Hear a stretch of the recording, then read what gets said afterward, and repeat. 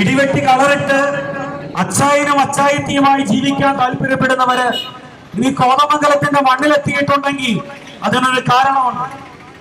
അത് മറ്റൊന്നുമല്ല, ഞാൻ സ്നേഹിക്കുന്ന, എന്നെ സ്നേഹിക്കുന്ന ഭാരതത്തിന്റെ മണ്ണിൽ ഭാരതത്തിന്റെ പൂർവ്വപിതാക്കള് നെഞ്ചോട് ചേർത്ത് എഴുതി വെച്ച് തന്ന ജീവിക്കാനുള്ള, വിശ്വസിക്കാനുള്ള സ്വാതന്ത്ര്യത്തിന്റെ മുകളില് പകലൊരു താറാപ്പ് കൊട്ടുമ്പോ ഞങ്ങൾക്ക് ഇനിയും പ്രതികരിക്കാനാവില്ല എന്ന ഗതികേടിൽ നിന്നിട്ട ഇവിടെ ഇന്ന് ഈ യുവജനങ്ങൾ ഒരുമിച്ച് ചേർന്നിരിക്കുക. പ്രിയപ്പെട്ടവരെ, സെക്യുലറിസം പഠിപ്പിച്ച് സ്നേഹിക്കാൻ പഠിപ്പിച്ചവനെ തെരുവിലിട്ട് ആക്ഷേപിക്കുമ്പോൾ മൗനം പാലിക്കാൻ ഇനിയും അവസരം വേണോ?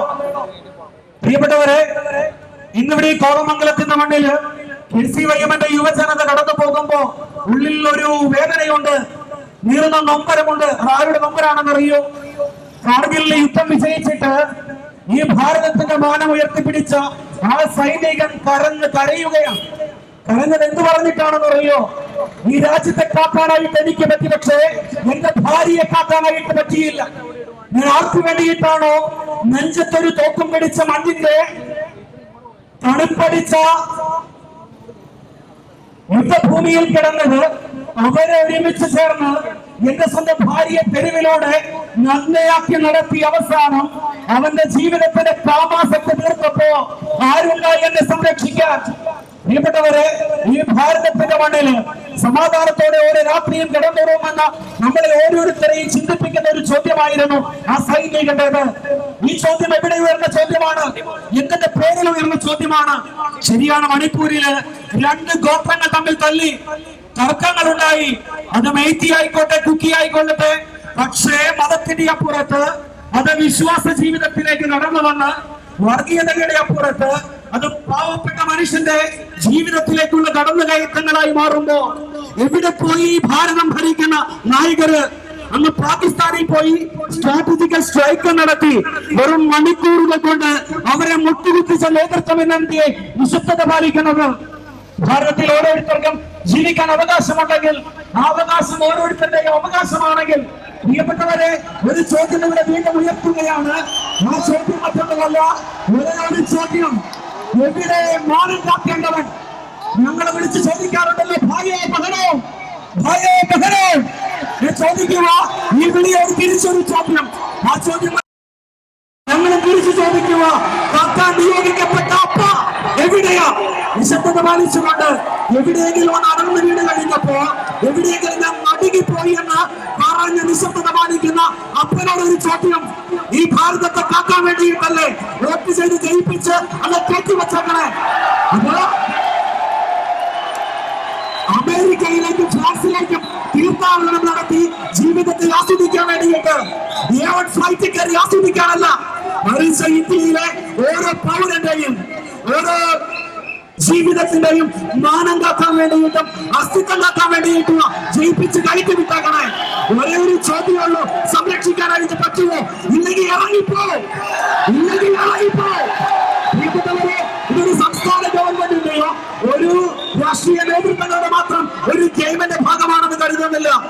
എവിടെ അസ്വസ്ഥതകൾ ഉണ്ടായാലും, എവിടെ അക്രമങ്ങൾ ഉണ്ടായാലും അതിനെ പരിഹരിക്കാൻ വേണ്ടിയിട്ട് ഒരു നേതൃത്വം ഉണ്ടാകേണ്ടത്. ഈ കേരള മണ്ഡലം കൊണ്ട് ഇത് സംസാരിക്കുമ്പോഴും ഇടയ്ക്ക് ഞങ്ങളുടെ കണ്ണം ഞങ്ങൾ അനുഭവിക്കുന്നുണ്ട്.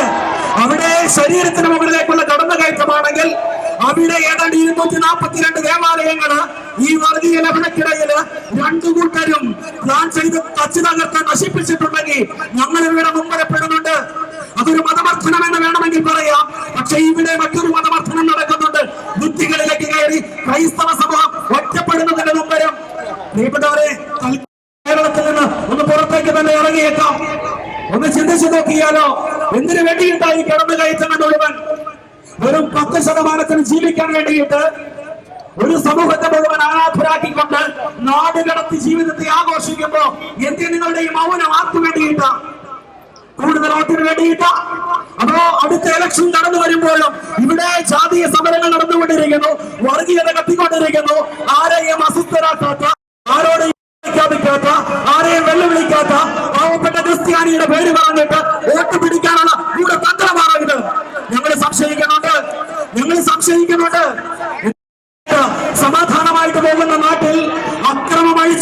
വരുമ്പോൾ അതിനെ അടിച്ചമർത്താൻ കാത്തു നിൽക്കാതെ അതിന് എരിവും പുളിയും കൊടുത്ത് പോലീസ് സ്റ്റേഷനുകൾ തുറന്നിട്ട് കൊടുത്ത് ആയുധങ്ങൾ എടുത്തുകൊണ്ട് പോകാൻ അവസരമൊരുക്കിയിട്ട് ഇന്ത്യ പട്ടാളം കയ്യിലുള്ള ഇന്ത്യ പോലീസ് കയ്യിലുള്ള ഈ ഗവൺമെന്റ് പറയുന്നത് ഞങ്ങൾക്കൊന്നും ചെയ്യാനായിട്ട് പറ്റണില്ല എന്ന് വിശ്വസിക്കാൻ ബുദ്ധിമുട്ടുണ്ട് കേട്ടോ.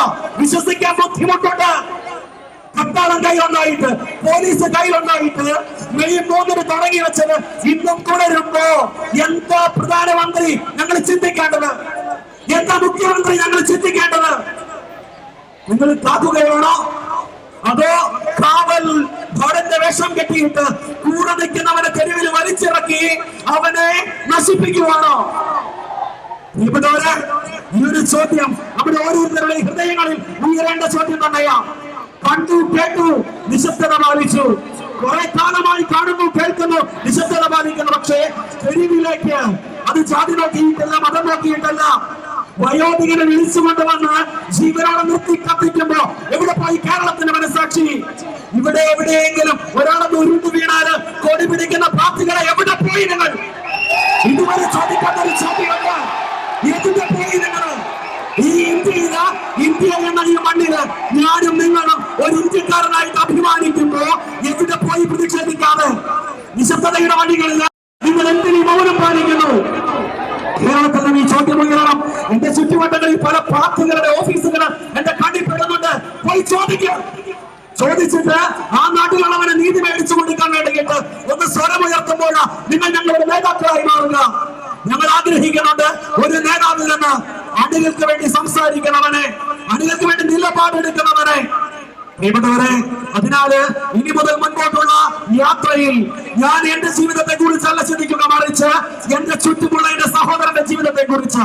ഞങ്ങൾ ഇവിടെ ഒരുമിച്ച് കൂടിയിരിക്കുക ഞങ്ങളിൽ ഒരാൾ ഈ മണ്ണിൽ വീടുന്നതിന്റെ പേരിലല്ല, മറിച്ച് ഞങ്ങളുടെ സഹോദരങ്ങൾ, അത് ക്രിസ്ത്യാനി ആയിക്കൊള്ളട്ടെ, ഹൈന്ദവനായിക്കൊള്ളട്ടെ, മുസ്ലിം ആയിക്കൊള്ളട്ടെ, അതിന്റെ അപ്പുറത്ത് സംരക്ഷിക്കാൻ ഉത്തരവാദിത്തപ്പെട്ടവർ കാണിക്കുന്ന നിശബ്ദതയുടെ നിസ്സംഗതയുടെ പ്രതിഷേധമായിട്ട്. അതിനാൽ തന്നെ ഒരു ചോദ്യം ഇവിടെ അവശേഷിപ്പിക്കുന്നു. ഞങ്ങൾക്ക് വേണ്ടി ആരുണ്ട്? ഇന്ത്യക്ക് വേണ്ടി ആരുണ്ട്? എല്ലാ കടകളിലും ത്രിവർണ്ണ പതാകകൾ വിൽപ്പനയ്ക്ക് വേണ്ടി അണിയിച്ചൊരുക്കി വെച്ചിട്ടുണ്ട്. ഒന്ന് ചോദിച്ചോട്ടെ, എവിടെയായി സ്വാതന്ത്ര്യം? എവിടെയായി സ്വാതന്ത്ര്യം? വിശ്വസിക്കാൻ വേണ്ടിയിട്ട്, ജീവിക്കാൻ വേണ്ടിയിട്ട് ഒരു തലമുറ മുഴുവൻ ത്യാഗം കൊടുത്ത് ബ്രിട്ടീഷുകാരുടെ കയ്യിൽ നിന്ന് മേടിച്ചെടുത്ത ഈ സ്വാതന്ത്ര്യം ഇന്ന് ഇന്ത്യയിൽ ജനിച്ചവർ അതിനെ ഉപയോഗിക്കുമ്പോൾ ചോദ്യം അവശേഷിക്കുകയോ ഞങ്ങൾക്ക് സ്വാതന്ത്ര്യം ഉണ്ടോ? ഞങ്ങൾക്ക് സ്വാതന്ത്ര്യം ഉണ്ടോ? പ്രിയപ്പെട്ടവരെ, ഇവിടെ വിശ്വസിക്കാനുള്ള സ്വാതന്ത്ര്യമുണ്ട്. അവർ ഹിന്ദു ആണെങ്കിലും ക്രിസ്ത്യാനി ആണെങ്കിലും മുസ്ലിം ആണെങ്കിലും. പ്രിയപ്പെട്ടവരെ, എണ്ണം കുറയുമ്പോൾ നെഞ്ചത്ത് കയറിയിട്ട് കൊട്ടുവാൻ വേണ്ടി കടന്നു വരുന്നവനോട് ക്രിസ്തു ചൈതന്യത്തിൽ നിന്ന് ഒന്നേ പറയാനുള്ളൂ, ഞങ്ങൾ കാണുന്നുണ്ട് കേട്ടോ, ഞങ്ങൾ ശരിക്കും മനസ്സിലാക്കുന്നുണ്ട്.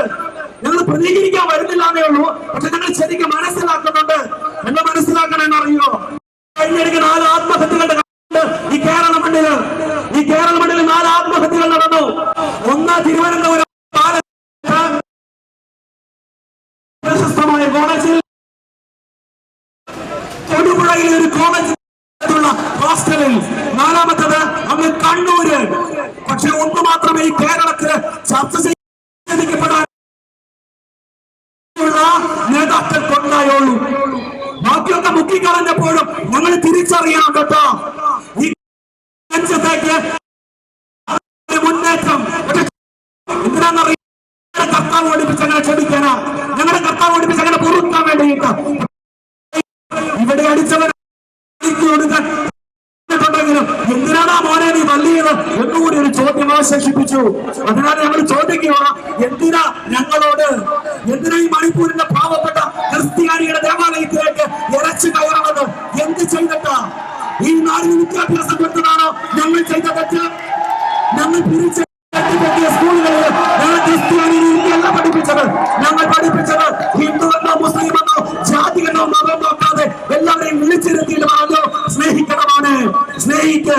ഈ കേരളക്കരയില് പട്ടിക്കാടുകളായിരുന്ന സ്ഥലങ്ങളെ ടൗൺഷിപ്പുകളാക്കിയതുപോലെ ഈ ലോകത്തെവിടെയും അല്ലെങ്കിൽ ഈ ഭാരതത്തിലും ക്രിസ്ത്യാനി ജീവിച്ചു. അവിടെ അവൻ കൊടുത്തത് സ്നേഹിക്കാൻ വേണ്ടിയിട്ട്. ഞങ്ങൾ ആരെങ്കിലും ഉപദ്രവിക്കാമെന്നോ? ഇല്ലല്ലോ. പക്ഷേ ഒരുമിച്ച് വളരുമ്പോ എന്താ നമ്മുടെ വീഴുന്നവന്റെ കണ്ണുനീര് കാണാൻ നമുക്ക് പറ്റാതെ പോണത്. പ്രിയപ്പെട്ടവരെ, ഒക്കെ കൂട്ടിച്ചേർക്കാനായിട്ടുള്ളൂ. അങ്ങ് മണിപ്പൂരിന്റെ മണ്ണിൽ വീഴുമ്പോ എന്താണെന്ന് അറിയോ? ക്രിസ്ത്യാനിയുടെ വിശ്വാസമൊന്നും അല്ലാട്ടോ അതിനപ്പുറത്ത് ഭാരതത്തിന്റെ സംസ്കാരമാണ്. ഭാരതത്തിന്റെ സംസ്കാരമാണ്. എല്ലാവരെയും നെഞ്ചോട് ചേർത്ത ഭാരതത്തിന്റെ സംസ്കാരം. ത്രിവർണ്ണ പതാക കയ്യിലെത്തിയിട്ട് ജാതി ഒരു പ്രഘോഷിച്ച് കടന്നുപോയ നമ്മുടെ വാര്യന്മാരുടെ നന്മയിൽ അടിയുറച്ച ഭാരതത്തിന്റെ സ്നേഹിക്കാൻ പഠിപ്പിച്ച, മതത്തെ പ്രണയിക്കാൻ പഠിപ്പിച്ച നമ്മുടെയൊക്കെ രാജ്യത്തിന്റെ മഹത്വമായി ഇടിഞ്ഞതാണ് പോണെ. അന്ന് യൂറോപ്യൻ കൗൺസിലുകളില് ഭാരതത്തെ കുറിച്ച് അവിടെ മതപീഡനം നടക്കുന്നു എന്ന് പറഞ്ഞപ്പോ കുടിയത് എന്താണെന്ന് അറിയോ? ഈ അച്ഛനിട്ടിരിക്കുന്ന ഉടുപ്പിന്റെ ഉള്ളിലെ വിശ്വാസികളെ മറിച്ച് ഭാരതീയനെന്ന നെഞ്ചുറപ്പ്. ഭാരതത്തെ മുറിക്കാനും വിഭജിക്കാനും അധികാരം പിടിച്ചു വാങ്ങാനും പറയുന്ന രാഷ്ട്രീയ നേതൃത്വങ്ങളോട്, നിശബ്ദത പാലിക്കുന്ന രാഷ്ട്രീയ നേതൃത്വങ്ങളോട് ഞങ്ങൾക്കൊന്നും ുള്ളൂ. ഞങ്ങൾ ഈ ഭാരതത്തെ സ്നേഹിക്കുന്നു, ഒത്തിരി സ്നേഹിക്കുന്നു. നമ്മൾ ഒരുമിച്ചാണ്, നമ്മൾ ഒരുമിച്ച് മുൻപോട്ട് പോകും ഭാരതീയർ എന്ന രീതിയിൽ. അവിടെ എവിടെ ഭാരതത്തിന്റെ മൂല്യങ്ങൾക്കെതിരെ, മതസ്വാതന്ത്ര്യത്തിനെതിരെ, വിശ്വാസത്തിനെതിരെ, വിശ്വാസ ജീവിതങ്ങൾക്കെതിരെ സ്വരം ഉയരുന്നുവോ? നിശബ്ദരായി നിൽക്കുന്ന ഞങ്ങളെ പോലുള്ളവരും മുൻപോട്ട് കടന്നു വരും, പ്രതിഷേധിക്കാനും ഉള്ളത് തുറന്നു പറയാനും. എന്നിരുന്നാലും എത്രയൊക്കെ ആക്രമണങ്ങളും അധിക്ഷേപങ്ങളും എവിടെയൊക്കെ ഉയർന്നാലും ഞങ്ങളുണ്ടാകും ഈ ഭാരതത്തെ കെട്ടിപ്പൊക്കാൻ വേണ്ടി.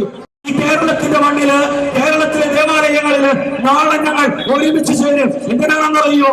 ആ തകർക്കപ്പെട്ട മണിപ്പൂരിനെ കെട്ടിപ്പൊക്കാൻ വേണ്ടി.